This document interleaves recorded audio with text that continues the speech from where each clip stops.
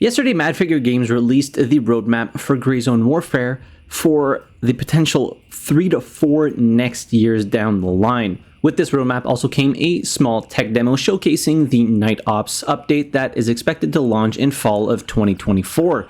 Now, it's been a while since I actually talked about Grayzone Warfare on the channel. I kind of burnt myself out a little bit when it came out in early access, and honestly some of the quests were just a real slog to get through, mostly farming keys and stuff like that, so I was kind of waiting to see what would happen next and waiting for the next updates to come out, new quality of life features to be implemented in the game, and also maybe a bigger variety of weapons.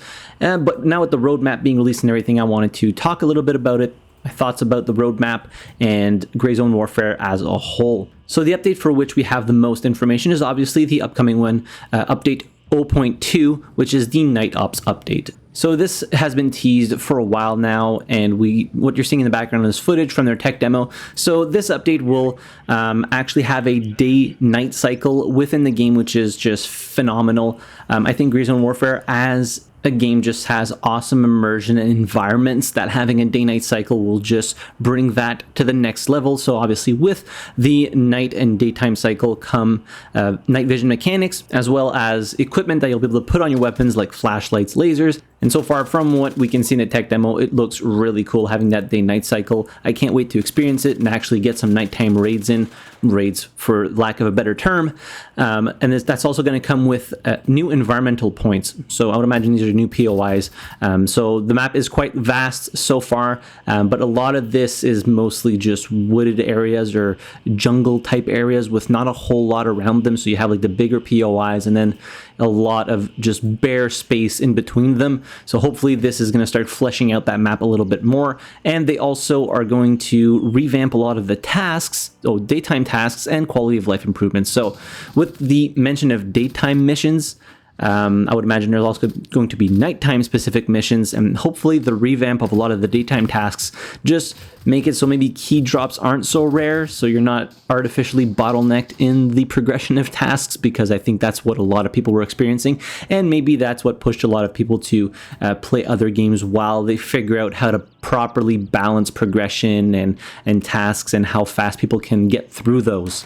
Moving on to update 0.3, which is Dark Revelations. That's coming in spring of 2025. Now, it is quite a big gap between the Night Ops update and Dark Revelations, and that's going to be the same pattern for all of the other updates that are on the roadmap. So for each of these updates, we have a very brief paragraph kind of describing them, so we kind of have to read it between the lines. So this is saying, first, the title is Rain and Storms Unearth New Depths to the Story of Le Mans. So I would imagine this is going to add new weather and environmental effects to Le Mans. And then they mention that each step you take will bring you closer to uncovering the island's dark revelations and the event that shaped its current state, enhancing your engagement and making every discovery more impactful with every new location, environmental detail, and storyline element. So from what I can see here, this update is going to be mostly focused on bringing the entire storyline together, adding into the lore of Le Mans Island and how it became what it is in Grayzone Warfare now. Again, limited information, trying to get the most out of what they offered here. Then in fall of 2025, which is at least 6 months after the previous one, we get Elite Operator. So from what I can tell here, they're going to be adding some sort of skill tree or attributes for your character that you can level up, kind of mimicking what Tarkov has right now. So they mentioned sharpen your abilities through tactical maneuvers, earn certifications that reflect your expertise, and prove your worth on the battlefield. Every decision you make, whether it's precision sniping from a distance or charging in with close quarters combat, hones your craft and strengthens your status. They also say that camps will attract attention, leading to increased conflict between PMCs and heighten the stakes of every battle. Be mindful that seizing a camp comes with the risk of needing to defend it against rival factions. So pointing to, as I said, like a skill tree or some type of attributes that you can level up for your character, but also having POIs around the map that you can actually seize and then defend for your faction from rival factions coming to take it away from you. So maybe developing a little bit more of the PvP aspects of the game, which for the most part are kind of lacking right now. You don't find a whole lot of people around the map. A lot of people are playing just the PvE mode, which they don't have to deal with other players. And when you're playing PvP, again, the actual combat scenarios are a little bit sparse. So update 0.5 slated for spring of 2026 is called Battle Forge, and from what I can tell here, they're going to implement crafting and resource gathering that allows you to really build out actual equipment for yourself to be able to use while going on your missions on Lemang Island. Again, a lot of marketing terms here. So mastering these skills will not only boost your survival, but also grant you a combat advantage, opening up new tactical possibilities with these tools that you're crafting. But again, this was mostly looking like an update that's going to bring in a crafting system of some kind that allows you to just take resources from on the map and then use those to your advantage to create other tools that might help you in the long run. Hopefully they're going to also increase how much loot and what loot items are available throughout Lemang, because right now there's not a whole lot. You're mostly getting food, some weapon attachments here and there, and that's pretty much it. So I think the loot tables will have to be expanded greatly for this update.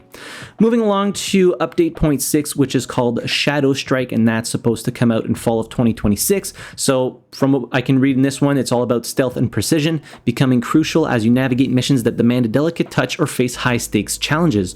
So if these are missions that require a little bit more stealth, that would be awesome. There's not a whole lot of missions that require this type of tactical gameplay right now. So from the wording of this small paragraph, I imagine there's going to be skills that are boosting your efficiency at being silent, sneaky, sticking to the shadows of the bushes, and just being overall more stealthy. So again, limited information. Moving on to update 0.7, which is called Rising Tensions. So this paragraph, honestly, it just completely eludes me. From what I can tell, it's going to be focusing a lot on rivalry between the three factions of Lemang, but again, information super scarce here. A lot of the same terms as previous paragraphs, so these tactics will sharpen your skills and help shift the balance of power in your favor, secure dominance in this high stakes environment. So is this going to be a specific area dedicated to PvP? Your guess is honestly as good as mine. I think people are going to do a lot of speculation on what these updates actually mean, but I digress. Moving on to update 1.0. So as you can see, there's like a 3 update gap there. Date to be determined. Nothing is mentioned of when this is supposed to come out, but it's battle over Ground Zero. So in the middle of Lemang Island, there is a large area that's called Ground Zero. So I think this is going to mostly develop that specific area of the map, and it's going to be really where the end game content in Grayzone Warfare is going to be located. And they even say this epic finale is the culmination of all the lore and PMC activities where every move, battle, and secrets converge. Ground Zero isn't just a destination, it's the climax of a journey shaped by every faction's efforts and the mysteries you've uncovered along the way. So probably the hardest area on all of Lemang and all of Grayzone Warfare is going to be this Ground Zero section, but there's no release window for 1.0. And at the end of this Steam post, so I'll leave a link in the description down below, they also talk about beyond the future of this specific roadmap. They mention that only 20% of Grayzone's Warfare design is complete, which is just crazy. I mean, if it's only 20%, I can just imagine where they're going to be when 1.0 releases and everything they want to implement. I think it's going to be a very fleshed out game. There's going to be a lot of things to do. But as of now, unfortunately, I feel like it just released a little bit too early and there was a lot of things that they hadn't completed yet that they wanted to. So that's why the player numbers kind of reflect that state of the game right now. Now, it's great that they actually released a roadmap letting people know what they can expect from Grayzone Warfare and Madfinger Games in the coming years. It is on a very long stretch of time, and I think that 6 months between updates is a little bit long for a lot of players. I mean, unfortunately, the gaming industry has gotten people used to the fact of having seasonal updates and new content on the weekly or bi-weekly basis. It's just built players into expecting new content on a regular basis, and having updates come out at a 6-month interval, it might be a little much to keep players around. I think they should sprinkle some new weapons here and there, new attachments, new missions, or new POIs.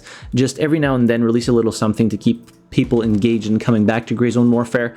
If not, I think it's going to be that periodical dip in players and then peak when the new updates do come out. I do think they will go through and complete Grayzone Warfare, because from what they have told us, they sold at least 1 million copies, and a lot of those were upgraded to like the supporter editions. So they're sitting on quite a bit of money here for the development of Grayzone Warfare, and they are a smaller team, so I would imagine costs are much less significant than for a AAA studio, which gives me a lot of faith in them actually completing this project, which makes me glad that I did support this early access game when it did come out. But again, just waiting for a few more things to come out to bring me back to Grayzone Warfare, especially just the quests, how much of a slog it is in coming towards the back end of them.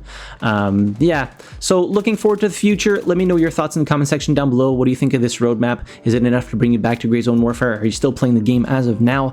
Let me know all that in the comment section down below. Hit the like button if you enjoyed the video. Subscribe to the channel if you haven't already. And as always, thanks so much for watching. I really appreciate it. And I'll see you guys in the next video. Have a good one.